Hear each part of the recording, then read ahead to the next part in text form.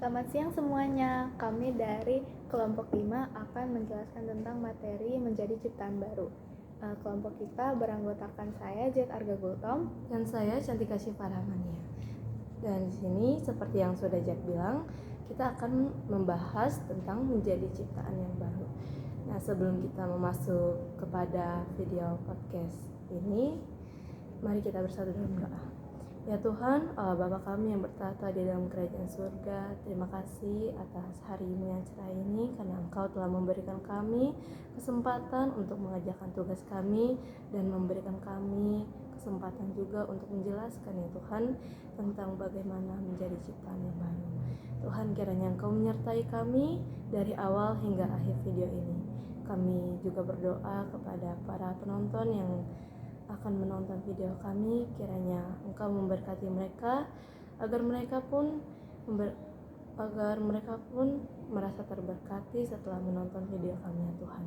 Kami serahkan doa ini ke dalam tangan-Mu dalam nama Tuhan Yesus Kristus yang telah menjadi Tuhan dan juru selamat bagi kami. Amin. Nah, di sini tujuan pembelajaran kita mengenai menjadi ciptaan yang baru. Pertama, menganalisis cara Allah memperbarui keluarga Kristen. Yang kedua, membuat video singkat tentang keluarga yang takut pada Allah. Yang ketiga, mempresentasikan kajian tentang kehidupan keluarga yang diperbarui Allah.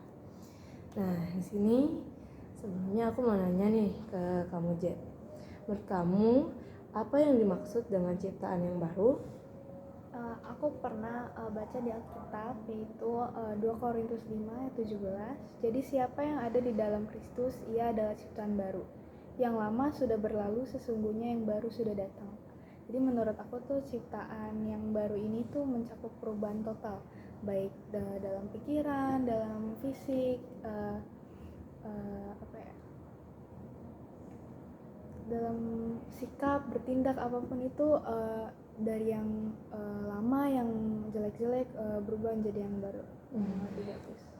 Dan menurut aku menjadi ciptaan yang baru ini bukan hanya melalui dalam proses pembaptisan gitu, tetapi kalau menurut aku menjadi ciptaan yang baru itu dari perubahan yang sederhana saja kita itu sudah bisa didefinisikan sebagai ciptaan yang baru. Yang lama-lama kita lepasin hal-hal yang jelek, kita buangkan ya.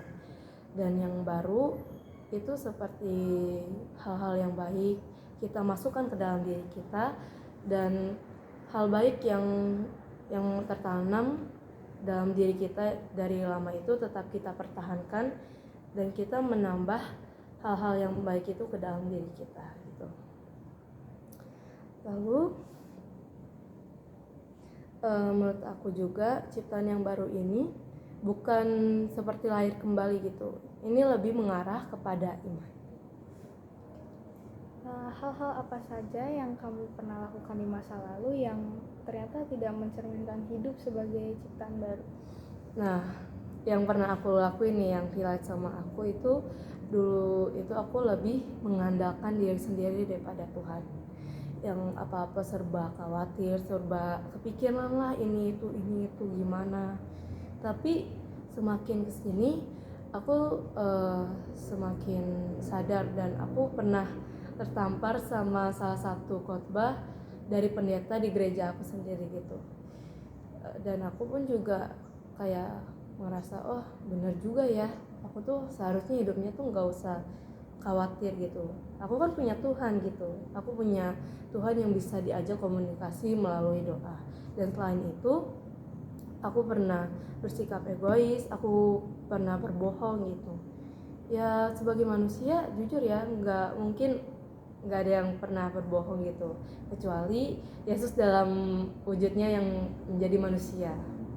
Lalu aku juga pernah mengabaikan doa gitu atau komunikasi dengan Tuhan. Kalau hal sederhananya kita mau tidur gitu lah ya, kita tuh seharusnya berdoa kepada Tuhan. Kita harus meminta perlindungan Dia agar kita pun diselamatkan, agar kita bisa bangun kembali setelah tidur panjang kita gitu. Aku juga Ya. relate banget, soalnya aku juga dulu Bener sih, nggak mungkin ada orang yang nggak pernah berbohong. Terus aku juga dulu tuh lebih mentingin diri sendiri. Aku lupa kalau ada Tuhan. Terus aku kayak sibuk sama kehidupan aku sendiri. Aku kayak ngurusin ini, ngurusin itu gitu. Tapi aku nggak, aku lupa untuk berdoa, untuk minta pertolongan Tuhan untuk lebih mudah. Terus aku akhirnya aku nyadar itu. Terus aku berdoa tiap hari, tiap malam, tiap pagi gitu. Terus akhirnya ya hidup aku jadi bukan lebih mudah, tapi lebih kayak lebih tenang gitu. Lebih mampu untuk menjalankan tantangan di kehidupan sehari-hari gitu. Nah, terus di sini aku mau nanya ke kamu lagi, Jet.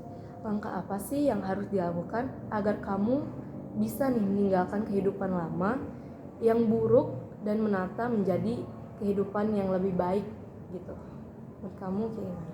Ya, pertama sih harus dari diri kita sendiri ya. Kalau dari kita sendirinya nggak mau, dipaksa gitu nggak mungkin bisa. Itu bukan dari kemauan kita kan. Terus kedua juga kita harus bertobat, berdoa, dan kita harus mengakui kalau kita itu salah kepada Tuhan. Jadi Tuhan juga misalnya kalau kita tuh udah tahu kalau kita tuh udah nyadar gitu. Terus kita juga harus merenungkan firman Tuhan secara rutin untuk memperbarui pikiran kita. Terus tambahan dari aku nih ya, kan kalau untuk memulai kehidupan baru yang lebih baik, tentunya kita perlu suasana yang baru, kita perlu lingkungan yang baru. Mungkin kita dulu sering bergaul dengan orang-orang yang tidak baik gitu. Tetapi kita kalau ingin memasuki kehidupan yang baru, kita harus bisa untuk meninggalkan pertemanan atau pergaulan yang tidak baik tersebut. Yang kita nih udah sadar itu tidak baik, itu tidak bagus lah untuk kita harus tinggalkan itu. Apalagi kalau yang tidak sesuai dengan firman Tuhan. Gitu sih. Bener sih, emang semua manusia yang kita kenal itu jadi pelajaran. Jadi aku juga dulu punya banyak teman yang mempunyai kebiasaan buruk gitu. Dan aku makin banyak berdoa dan aku semakin dijauhin sama mereka. Walau awalnya kayak kenapa ya mereka udah nggak deket lagi sama aku, jadi sikapnya berbeda. Tapi aku nyadar kalau itu tuh emang Tuhan yang ngalirin mereka untuk menjauh dari aku agar hidup aku lebih tenang. Jadi itu secara nggak langsung ya Tuhan itu ngasih tahu kamu kalau orang-orang yang kayak begini nih nggak baik untuk kamu, jadi dijauhin dari kamu gitu ya. Aku mau nanya dong ke kamu gantian. Apa yang kamu pernah lakuin untuk membantu teman kamu untuk berubah dari yang buruk gitu, dari kebiasaan yang buruk untuk menjalani hidup yang kehendak Tuhan sekarang? Kalau aku pribadi nih ya, aku kan pernah menolong orang yang seperti itu. Aku pasti mengamati bagaimana sih kehidupan dia gitu, apa yang dia alami, bagaimana latar belakang keluarga dia. Karena latar belakang keluarga ini juga berpengaruh besar untuk dia kan. Apalagi teman aku nih teman sebaya gitu, nggak jauh-jauh lah umurnya, masih remaja. Nah pasti aku akan memperhatikan dia, gimana kehidupan dia. Lalu aku mencoba berdoa kepada Tuhan agar aku itu diberi kelancaran, agar aku itu juga bisa menjadi alat gitu untuk Tuhan, untuk melakukan pekerjaan Tuhan gitu. Meskipun aku juga sering melakukan dosa, kesalahan gitu, tetapi kalau Tuhan memang sudah benar-benar menunjuk aku untuk memperbaiki seseorang atau mengajari seseorang, pasti aku mau lakuin gitu. Yang aku lakukan yang pertama kepada orang ini, pasti aku bakalan nunjukin gimana sih kehidupan Kristen yang sebenarnya. Aku bakalan nunjukin perwujudan dari buah-buah roh, ya kan. Buah-buah roh itu ada kasih, sukacita, damai sejahtera, dan lain-lain kan. Lalu aku bakalan coba ngajak mereka, mungkin dari pembahasan yang ringan sampai kepada yang intinya gitu.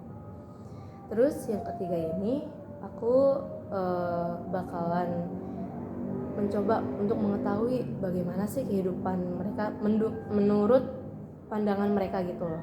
Habis itu aku bakalan memberikan saran dan bimbingan, tetapi tidak memaksa gitu loh, membimbing tapi tidak memaksa, paham kan maksud aku gitu.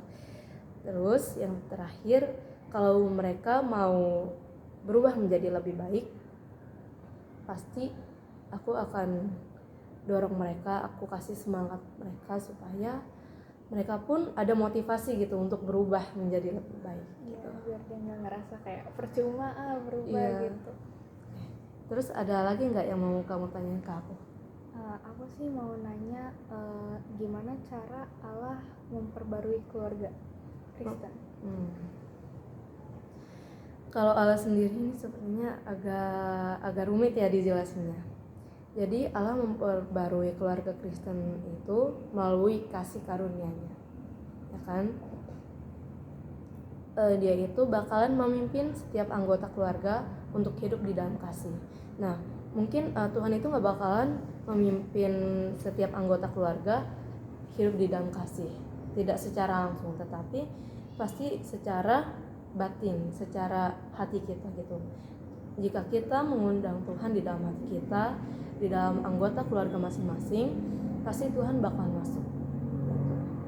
Dan di sini bukan hanya kita mengundang Tuhan saja ke dalam diri kita, tetapi kita juga pun harus membaca firman Tuhan agar kita tahu apa yang Tuhan inginkan, bagaimana hidup Kristiani yang benar gitu kan.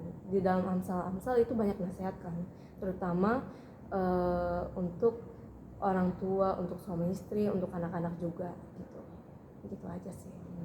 Jadi kita harus terbuka kepada Tuhan untuk membimbing kita ke jalan yang benar juga. Ya, gitu. Baiklah, untuk menutup podcast kami, mari kita bersatu dalam doa. Ya Tuhan, terima kasih karena Engkau telah mengajarkan kami bagaimana hidup di dalam keluarga Kristen. Ya Tuhan, kiranya apa yang kami telah jelaskan ini dan yang telah kami pelajari menjadi berkat bagi kami dan orang lain. Ya Bapa, mungkin di sini kami melakukan dosa dan kesalahan yang kami lakukan dengan sengaja maupun tidak disengaja. Kami memohon ampun kepadamu, dan kiranya video podcast ini menjadi berkat bagi orang lain juga, terutama untuk orang-orang yang sedang membutuhkan ya Tuhan.